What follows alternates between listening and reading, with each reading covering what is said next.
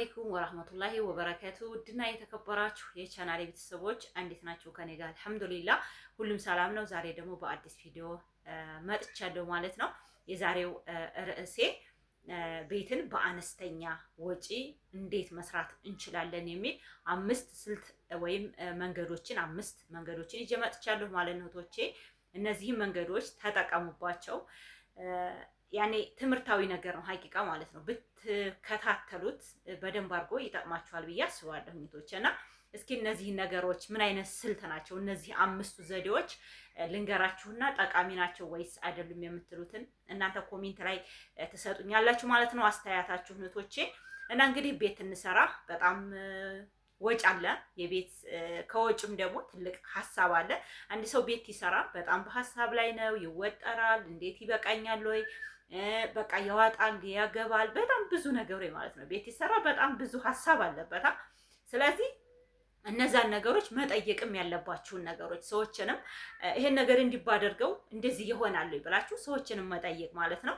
እንግዲህ የመጀመሪያው ትክክለኛ አጠቃቀም ወይም የቦታው ዲዛይን፣ የቤቱን አሰራር ወይም የቤቱን አቀማመጥ ማወቅ አለብን ማለት ነው። ማየት ለምሳሌ አሁን አረብ ሀገር ሆናችሁ እዚህ ቤተሰብ ቤት እየሰራላችሁ ከሆነ ያንን ነገር ዲዛይኑን በቃ ቤቴ አሁን ለምሳሌ እኔ በዚህ አይነት ቤት እፈልጋለሁ ካልኩኝ ለምሳሌ ኮሪደር ያልበዛበት መሆን አለበት። ኮሪደር ሲበዛበት መውጫ መግቢያው በሮች ምናምን ያኔ በእርግጥ የአንዱ አሰራርና የአንዱ አሰራር ይለያል። የአንዱ ፍላጎት የአንዱ ሰው ፍላጎትና የአንዱ ሰው ፍላጎት እኩል አይደለም። እኔ ቤት በትልቁ ወዳለው ኮሪደር የሞላበት ለልጆች ክላሴ ብቻ፣ ሳሎኔ ብቻ፣ የመኝታ ክፍል፣ የእንግዶች ክፍል፣ ሻወር ቤት ብዙ ነገሮች አሉ አይደለ? ቢያንስ 5-6 ክላሶች ይኖራል ፍላጎታችን ማለት ነው። አንድ ቤት ይሰራል።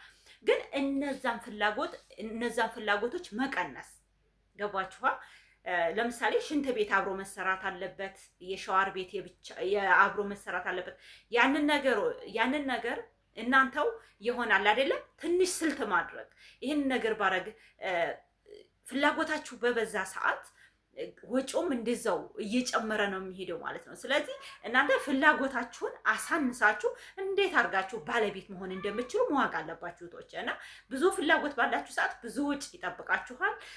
እንደገና ደግሞ ብዙ ወጪን ስታበዙት ብዙ ቦታም ካሬም ይጨምራል። ካሬ በጨመራችሁ ሰዓት ደግሞ ወጪውም እንደዛው ይጨምራል ማለት ነው። ስለዚህ ፍላጎታችሁን በአነስተኛ ነገር በቃ ያኔ ይበቃኛል ማለትን አንዳንድ ሰው እንደዚህ ይበቃኛል አይልም። በቃ እኔ እኮ ብዙ ክላስ ፈልጋለሁ፣ እኔ እኮ በቃ እንደዚህ በዚህኛው ክላስ ፈጥቶ በዚህኛው ይሄኛው በር ደግሞ የራሱ በር መኖር አለበት፣ የራሱ መውጫ ኮሪደር አለበት ብሎ የሚያስብ አለ እህቶች። እና ይሄንን ነገር ፍላጎታችሁን ወይም ካሬውን ወጪውን ቀነስ እንዳደረግ ይረዳችኋል ማለት ነው። ስለዚህ ትክክለኛ የቦታ አቀማመጡን አቃችሁት ነው ማሰራት ያለባችሁ ማለት ነው የመጀመሪያው።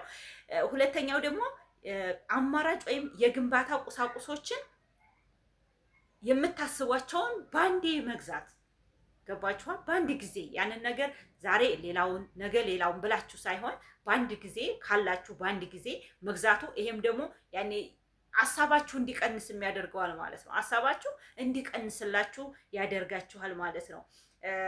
እንደገና ደግሞ የግንባታ ቁሳቁሶችን በጅምላም እንደዚሁ መግዛት ጥሩ ነው። ወይም ደግሞ ልክ ተዛው አከፋፋዮቹ ጋር ገባችሁ? አከፋፋይ ጋር ስትሄዱ ልክ አሁን ለምሳሌ ደሴ ማከፋፋይ ከሆነ ሀይቅ ደግሞ ነጋዴ ነው ያለው። ተዛ ተማከፋፋይ ቦታ አምጥቶ ነጋዴ ለኛ አትርፎ ነው የሚሰጠን ማለት ነው። ስለዚህ እናንተ ሰው በሰው ዘመድ በዘመድ ትሄዱና እዛ አከፋፋዩ ቦታ ለምሳሌ ፌሮ ተፈልጉ እንደው ብረታ ብረት፣ እንደገና ደግሞ እንደዚሁ ብሎኬት ወይም እንጨት ወይም ሲሚንቶ፣ አሸዋ እነዚህን ነገሮች ተዛው ተሚመረትበት ቦታ መግዛት ማለት ነው። በቃ ጠይቁልኝ እስኪ እከሌን ስልክ በስልክ እስኪ ይሄን ነገር ከየት ባመጣው ይሻላል ብላችሁ ይሄንን ከዛው ተማምረቻ ቦታ ብገዙት በጣም አሪፍ ነው፣ ይቀንስላችኋል ማለት ነው እህቶቼ። ሌላኛው እንግዲህ የጉልበት ስራና የኮንትራት ወይም ስምምነት ማለት ነው። ስራውን በደላላ ሳይሆን በቤተሰብ እህቶቼ። በደላላ በቃ አሁን ለምሳሌ በኦንላይን ሆናችሁ እናንተ ሰው የለንም ብላችሁ በደላላ በቃ እከሌ ፈልግልኝ በቃ እንደዚህ ሂሳብ አስባለሁ የሚል ሰው አለ አይደለ?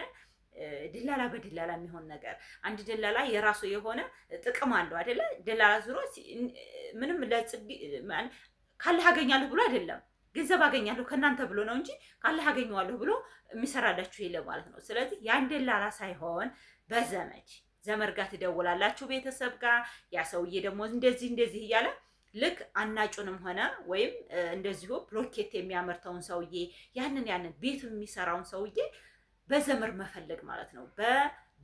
በደላላ ሳይሆን በዘመድ ብፈልጉ ለእናንተ የተወሰነ ቅናሽ ያደርግላችኋል ማለት ነው። ለምን የደላላ የለም፣ በዘመድ ነው የመጣው እህቶቼ። በእርግጥ ዛሬ ዘመድ ስትሉ አለው ለምሳሌ አባታችሁ ሆኖ በቃ አባታችሁ እዚህ ሆኖ ሌላ ቦታ የሚጠይቅ ከሆነ ማለት ነው።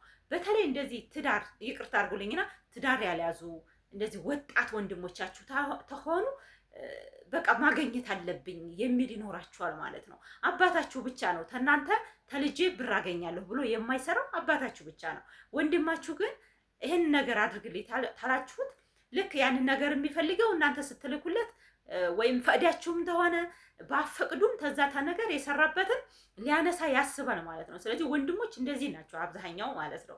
ለሴት እህቶቻቸው ገንዘብ የሴት እህቶች ገንዘብ ለራሳችን ነው ብለው የሚያስቡት ድረስ አለ ማለት ነው። እህቶችና እንደዚህ አባት ትክክለኛ እናት ወይም ደግሞ ወንድሜ ለኔ አሳቢ ነው፣ ይሄን ነገር ያደርግልኛል፣ ከቦታ ቦታ ተንቀሳቅሶ የምፈልገውን ነገር ይጠይቅልኛል ብሎ የሚያስቡ አሉ ማለት ነው። ስለዚህ እንደዚሁ ስራውን በደላላ ሳይሆን በታወቀ ሰራተኛ በዘመድ ሰራተኛውን አስፈልጋችሁ አናጩንም ሆነ ማንኛውንም ሰው እሱን የሚሰራላችሁን ሰው በዘመድ መፈለግ ወጪ እንዲቀንስላችሁ ያደርጋል ማለት ነው።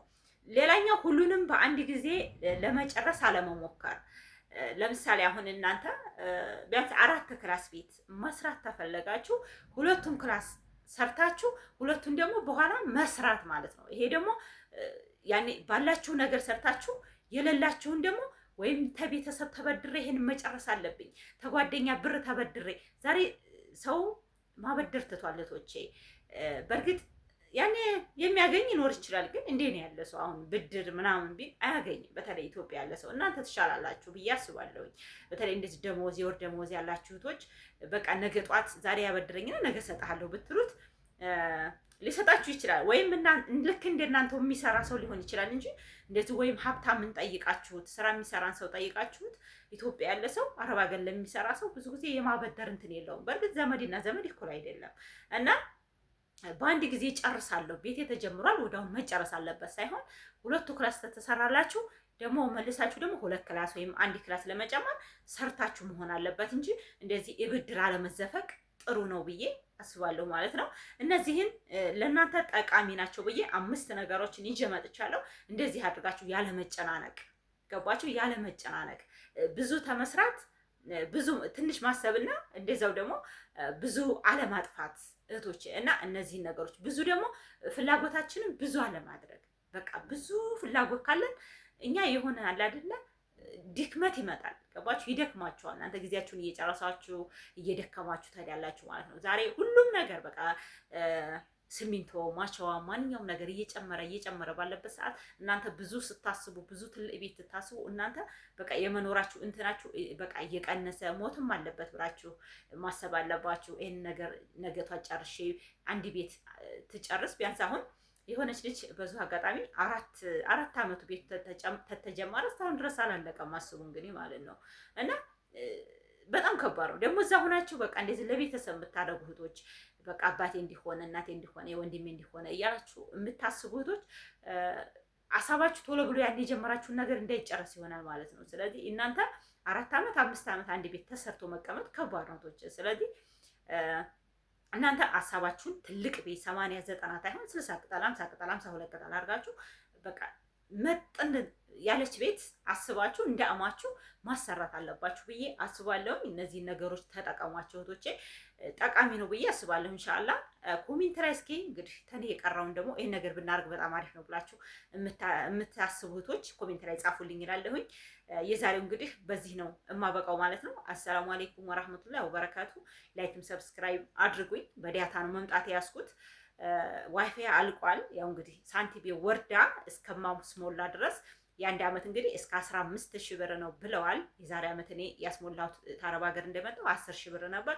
አሁን ደግሞ እስከ 15,000 ብር ነው ብለዋል እህቶችና እሱን እስከምሞላ እንግዲህ አንድ 15 ቀን ይቆየኛል ይደርሰኛል ኢንሻአላህ ድረስ አንድ 15 ቀን ይሆናል ብዬ አስባለሁኝ። እዛ ድረስ እንግዲህ እንደምንም ብዬ ወደ እናንተ አንዳንድ ቪዲዮን ለማድረስ እሞክራለሁኝ። እናም ደግሞ ተጨናንቄ ወደዛ ወደ እናንተ ስለማደርስ እናንተ ደግሞ እስኪ ቢጠቅም ባይጠቅም ብላችሁ ለሰው በግሩፕ ላይ ግሩፕ ካላችሁ ሸር አድርጉልኝ ብዬ እላለሁኝ። እህቶቼ ያው ለምናችኋለሁኝ በአላህ ማለት ነው። እህቶቼና ሰላማችሁ ይብዛልኝ። አሰላሙ አለይኩም ወራህመቱላሂ ወበረካቱ